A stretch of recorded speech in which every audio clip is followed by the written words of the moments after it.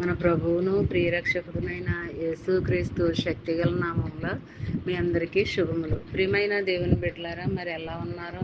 గతించిన దినమంతా కూడా ఆయన రెక్కల నీడలో నిన్ను నన్ను మనందరినీ కాపాడి మరొక నూతనమైన దినములో మరి మనం ప్రవేశపెట్టిన విధానాన్ని బట్టి మరొకసారి ఆయనకి వందనాలు చెల్లించుకుంటున్నామండి. ఎంతోమంది బిడ్డలు మరి ఈ దినాన్ని చూడలేక అనేక రకాలైన వ్యాధులతో బాధలతో ఎండా వేడిని తట్టుకోలేక వృద్ధులు మరి యవన బిడ్డలు ఎంతోమంది మరి చూడకుండానే వెళ్ళిపోతున్నారు. కానీ దేవుడు మనకి మరొక అవకాశం ఇచ్చాడు. ఎందుకంటే ఆయన నామంలో మనం ఎదగాలని, ఆయన నామంలో మనం ఉండాలని, ఆయన సన్నిధిలో మనం ఉండాలని ఇలాగా ఆయన ఆశపడి కోరుకుంటున్నాడు. కాబట్టి మనము మరొక దినాన్ని చూడటానికి దేవుడు కృప చూపించాడు అనమాట అండి.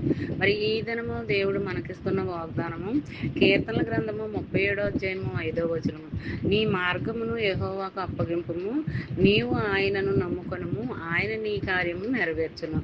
మరి ఇందులో ఏమంటున్నాడంటే నువ్వు ఎక్కడికి వెళ్ళినప్పటికీ, ఏ స్థితిలో ఉన్నప్పటికీ, ఏ బాధలో ఉన్నప్పటికీ, ఏ బలహీనతలతో ఉన్నప్పటికీ, ఏ సమస్యలతో ఉన్నప్పటికీ, మరి ఎక్కడికి వెళ్ళినా ఏ మార్గం గుండా నువ్వు ప్రయాణం చేస్తున్నప్పటికీ ఆ మార్గం ఆయనకి అప్పచెప్పమంటున్నాడు. ఎందుకంటే నువ్వు ఆయన నమ్ముకున్నట్లయితే ఆయన నీ కార్యాలన్నీ కూడా నెరవేరుస్తానని అంటున్నాడు. మార్గము అంటే నువ్వే బాధలో నడుచుకుంటున్నా, ఏ సమస్యల్లో నడుచుకుంటున్నా సరే, మరి అలాంటివన్నీ కూడా ఆయన ముందు పెట్టుకుంటే ఆయన నెరవేర్పును కలిగిస్తాడు, అవి తొలగిస్తాడు అనమాట అండి. ఏ బాధ, ఏ బలహీనత నీ దరిదాపులు కూడా రాదనమాట అండి. నువ్వెంతో హ్యాపీగా ఉంటావు ఆయన సన్నిధిలో. ఆయన్ని స్తుతిస్తూ ఆరాధిస్తూ మరి నిత్యము ఆయన సన్నిధిలో మనం గడిపినట్లయితే మనము ఆయన సన్నిధిలో చాలా సంతోషంగా ఉండగలుగుతాం అనమాట అండి.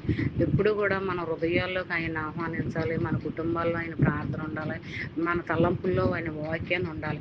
ఇలాగ మనం చేసినట్లయితే మరి దేవుని కాపుదల ఎప్పుడు కూడా మనతోనే ఉంటుంది. మన మార్గాల్లో ఆయన ఉంటాడు. ఆయన్ని మనం నమ్ముకున్నట్లయితే మన ప్రతి అవసరతని ఆయన నెరవేర్పుని కలిగిస్తాడు. మరి అవన్నీ కూడా బాధల నుంచి విడుదలనిస్తాడు అనమాట అండి. మరి ఈ చిన్న వాగ్దానం నీ ఫ్రెండ్ సర్కిల్లో పంపండి. అలా పంపడం వల్ల మీరు దీవించబడతారు, వారు ఆశీర్వదింపబడతారు.